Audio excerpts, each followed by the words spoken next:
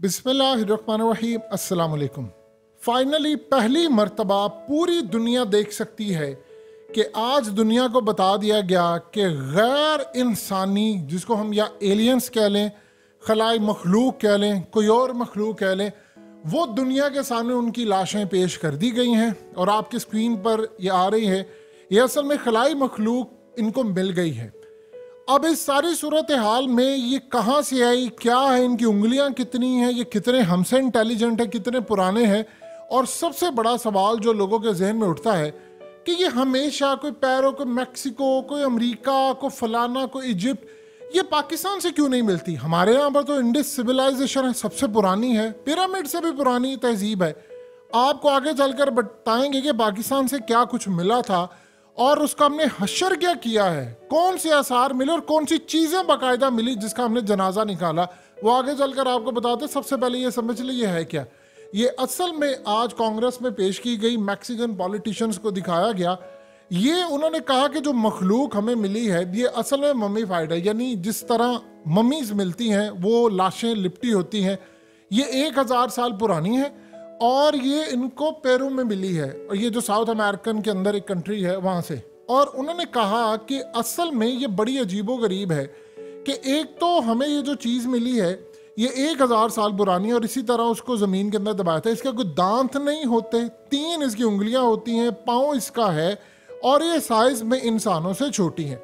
अब यहाँ पर उन्होंने ये जो सारी चीज़ें बताई ये ओथ लेकर बताई कि भाई हम जो कह रहे हैं वो सच कह रहे हैं, सच के सिवा कुछ नहीं कह रहे। अब इस सारी सूरत हाल के अंदर जो खास तौर पर यूएफओ का रैकेज मिला, हालिया आपको पता होगा, लोग जरा समझ ले। कांग्रेस के अंदर कहा गया था कि जो हमारे साथ कुछ लड़ाई हुई है खलाई मखलूक की, उनका रैकेज यहाँ पर तबाह हुआ, यानी उनकी उड़न तश्तरी यहाँ पर आई या उनका जहाज कह लें वो तबाह हुआ, यहाँ पर गिरा, उसमें से कुछ लोग मिले, उन्होंने इंसानों पर हमला किया, तो हमारी उनके साथ लड़ाई हुई, उनकी लाशें भी महफूज है। ये वो नहीं है, ये डिफरेंट है। अब इस सूरत हाल के अंदर उन्होंने कहा कि ये हमें अभी ये नहीं पता ये एलियंस है या नहीं है, लेकिन हमें इतना पता है कि एलियन जैसे दिख रहे हैं, ये बड़े इंटेलिजेंट हैं और ये हमारे साथ रहते रहे हैं। अब रहते रहे हैं या रह रहे हैं इस बारे में कुछ नहीं कहा जा सकता, क्योंकि उनका इशारा है वो बोनो की तरफ, और बोने कौन से आगे चलकर उस पर गुफ्तगू करते हैं। लेकिन इस इवेंट के अंदर ओपनली सबने कहा, उन्होंने कहा कि ये बात अब आप अपने दिल और दिमाग में बिठा ले कि हम अकेले नहीं रह रहे। ये बात तो जाहिर सी बात है, मजहब बताता है कि आपके साथ शैतान है, जिन्नात हैं, फरिश्ते हैं और दूसरी मखलूकात भी हैं। अब इस खलाई मखलूक के बारे में बताया गया कि असल में इसकी जो गर्दन होती है, यानी वो एक खोपड़ी लंबी सी है, पीछे से जा रही है, और गर्दन भी छोटी सी पतली सी है, जैसा कोई परिंदे टाइप होते हैं उनकी होती है, और बहुत ज़्यादा स्ट्रॉन्ग। उन्होंने कहा कि इसके अंदर ख़ास तौर पर जो स्ट्रक्चर है वो बहुत स्ट्रॉन्ग है। इनकी जो हड्डियां हैं वो लाइट है लेकिन बहुत ज़्यादा स्ट्रॉन्ग है, यानी आप ये देखिए कि हड्डियां पतली सी आपको होंगी लेकिन स्ट्रॉन्ग बहुत ज़्यादा आम इंसानों की निस्बत नहीं है। और इस सारी सूरत हाल के अंदर उन्होंने कहा कि इनके पेट में देखा गया है कि यानी ये बच्चे पैदा करने की भी सलाहियत रखते हैं। अब इस सारी सूरत हाल के अंदर जो इशारा उन्होंने किया है वो असल में बोने क्या होते हैं। देखिए ये इस तरह की जो चीज़ें हैं वो बोने कुछ ख्याल किया जाता जो हम कहानियों में भी सुनते थे कि इंसानों के साथ रहते हैं, ज़मीन के अंदर रहते हैं, उनका एक अपना निज़ाम है, उनमें मुसलमान भी हैं, गैर मुस्लिम भी हैं, हर तरह से रहते हैं, उनका इस तरफ भी इशारा था। अब सवाल ये है कि क्या वो तहजीब ख़त्म हो चुकी है या नहीं हो चुकी, उस बारे में कुछ नहीं कहा जा सकता। लेकिन असल में जो एक कहानी बड़ी अजीबोगरीब है जो हमें समझ नहीं आती, कुरान मजीद में वाज़ह इशारे मिलते हैं, हदीस में तो मेंशन है 7 ज़मीन और 7 आसमान पैदा किए हैं। ये पूरी कायनात जो है उसमें देखिए इतने प्लैनेट्स हैं, इतने सैयारे हैं। अब हमें क्या पता कि हो सकता है कोई मखलूक हमसे 1000 साल आगे हो। आप सोचिए अगर 1000 साल आगे वो हमसे, उसकी टेक्नोलॉजी का आप अंदाज़ा लगा सकते हैं कि वो कितने लेवल की होगी। या हो सकता है हमसे कोई 10,000 साल पीछे जी रहा हो, तो आप सोचिए उनके लिए हम कितने एडवांस टेक्नोलॉजी वाले होंगे। इसी तरह वो हमारी तलाश करना चाह रहे हैं, हम उनकी तलाश करना चाह रहे हैं। हो सकता है वो हमारे जो, जिस तरह स्टीफन ने कहा था कि वो हमारे ख़ास तौर पर जो ख़ास बड़ी दूर करके जो ब्लैक होल्स होते हैं, वो कहते हैं कि ये एक जगह से दूसरे का एक रास्ता है दूसरे सोलर सिस्टम के अंदर जाने का और ये दूसरी मखलूकात को मिलने का। वो उसने कहा ये ब्लैक होल जो है वो एक रास्ता है। लिहाजा इस सारी सूरत हाल के अंदर जो पूरी दुनिया के अंदर ये बात तो बिल्कुल तय है, ज़मीन तो एक प्यादा आप कह लें, आप समझ लें कि पूरा समंदर और एक कतरा वो ज़मीन का एक टुकड़ा है। तो अल्लाह ताला ने तो कुरान मजीद में क्लियरली कहा है कि भाई मैंने कोई चीज़ तो बेकार पैदा नहीं की, तो आपको अपना जहन बड़ा करना है। शयातीन रह रहे हैं, फरिश्ते रह रहे हैं, जन्नात रह रहे हैं, गैर इंसानी मखलूक रह रही हैं। अब ये सारा कुछ है, आपको अपना जहन बड़ा करना पड़ेगा, सोचना पड़ेगा कि भाई वाकई रह रहे हैं, हम अकेले नहीं है। अकेले होते तो इस कायनात के अंदर ये अर्थ जो है वो इतना सा है, आपको जरूरत क्या थी इतनी अरबों खरबों गैलेक्सीज, अरबों खरबों स्टार्स, किस मकसद के लिए बनाया? आज जेम्स वेब तस्वीरें उतार रहा है ना, आपको भेज रहा है ना, हम देखते हैं फिजा के अंदर इतना कुछ है जिसकी इंतहा नहीं है। सूरज तो कुछ भी नहीं है, उससे बड़े बड़े गोले मौजूद हैं। तो इस सूरत हाल में कि हम ही रह रहे हैं, हम मरेंगे तो क़यामत आ जाएगी, ये चीज़ें थोड़े से वसी करके हमें समझना है। अब सबसे बड़ी बात ये है कि ज़रा डिस्कस कर लें कि पाकिस्तान के अंदर मिला क्या था इनको। देखिए, पाकिस्तान के अंदर इंडस जो सिविलाइजेशन है उसका एक हिस्सा इंडिया की तरफ, एक हिस्सा उसका है पाकिस्तान की तरफ, मोहनजोदाड़ो और हड़प्पा। और आप हैरान होंगे कि यहाँ पर जो टेक्नोलॉजी है वो आज से जितनी टेक्नोलॉजी अब है उससे कई हजार गुना ज़्यादा बेहतर टेक्नोलॉजी थी। ये पिरामिड्स इजिप्ट की हम जो देखते हैं सिविलाइजेशन फिरौन के दौर की, वो उससे भी बहुत ज़्यादा पुरानी है। इमेजिन कर सकते हैं। अब आप एक बात बताइए, जो सबसे ज़्यादा इंटरेस्टिंग बात है वो ये है कि जो पिरामिड्स थे ये तो नबी पाक सल्लल्लाहु अलैहि वसल्लम के दौर में भी थे। जाहिर सी बात है सहाबाए किराम गए, उन्होंने जो हिंदुस्तान भी आए वो अरब की सरजमीन में गए, जाहिर सी बात है इसके साथ फ़लस्तीन भी लगता है।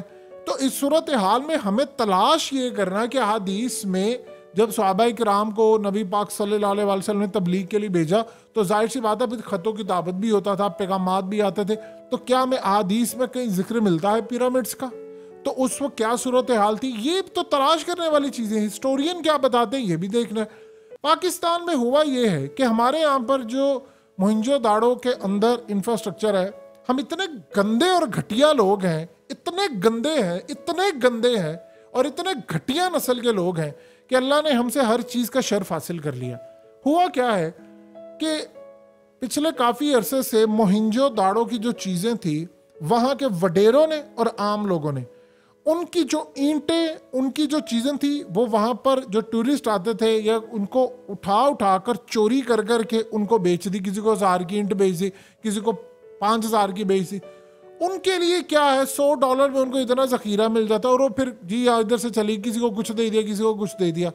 और हैरान होंगे आप इस बात को जानकर, वहाँ की ईंटें उखाड़ कर जो म्यूज़ियम में रखने के काबिल थी वो ईंटें इतनी ज़्यादा मजबूत है कि रिसर्चर्स ये बताते हैं कि 7000 साल से इतने तूफान है, इतना कुछ हुआ, उन ईंटों को कुछ नहीं हुआ।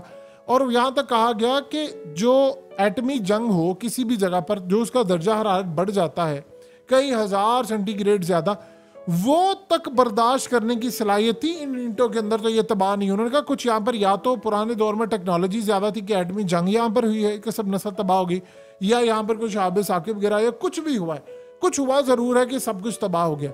वो ईंटें सलामत है। सोचिए आज के दौर की टेक्नोलॉजी है तो ज़रा कोई धमाका हो जाए सारा कुछ ज़मीन बोस हो जाता है, तो वहाँ पर वो सलामत है।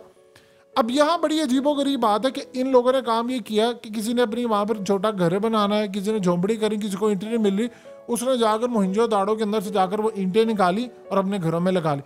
वो ईंट जिसको म्यूजियम में रखना चाहिए था और म्यूजियम में हम रखते दुनिया को दिखाते, वो ईंटें उन्होंने घरों में लगा ली। और वडेरों ने वहाँ पर काम ये किया कि ईंटें निकाल के अपने उधर किसी ने फार्म हाउस में लगा ली, किसी ने कहीं लगा ली। और आप अजीबोगरीब बात, आप हैरान होंगे कि कुछ ऐसे वडेरे थे जब सैलाब आया तो उन्होंने काम ये किया कि बंद तोड़ दिए, सारे का सारा सैलाब उन्होंने रवाना कर दिया मोहनजोदाड़ो में कि ये तबाह हो जाए हमारा विरसा। वो ऑलरेडी तबाह हो चुका हुआ है, इतना पानी छोड़ दिया वहां पर कि गर्क हो जाए, हमारा हराम की कमाई जो है करप्शन ज़्यादा वो बच जाए, कोई मसला नहीं। आप अल्लाह की करम नवाजी देखिए, अल्लाह ने जब कोई चीज़ बचानी हो, हुआ ये था कि उन्होंने आज से 7000 साल पहले टेक्नोलॉजी की मदद से ऐसा निकासी का इंतज़ाम बनाया, ऐसा सिस्टम बनाया हुआ था कि पानी इन्होंने वहां पर छोड़ा तो वहां पर अंदर से ही वो पानी निकलकर निकासी का इतना आला निज़ाम था कि एक जगह से निकल कर वो दूसरी जगह से निकल गया, उसको कुछ नहीं हुआ। सोचिए उस दौर के अंदर 7000 साल पहले की टेक्नोलॉजी है, कितने तूफान आए कुछ भी नहीं हुआ।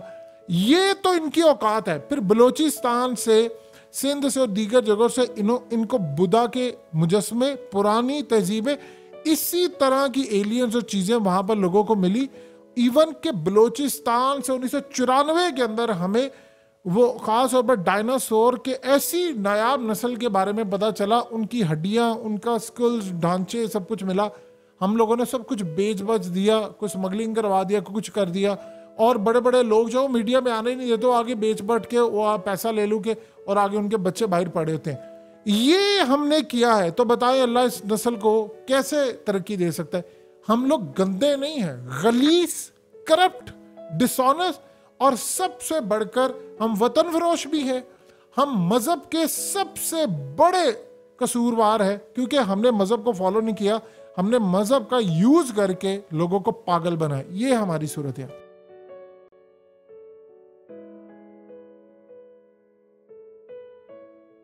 हकीकत टीवी को सब्सक्राइब करना मत भूलें, वीडियो को लाइक करें, शेयर करें और कमेंट सेक्शन में अपनी राय का इजहार जरूर करें।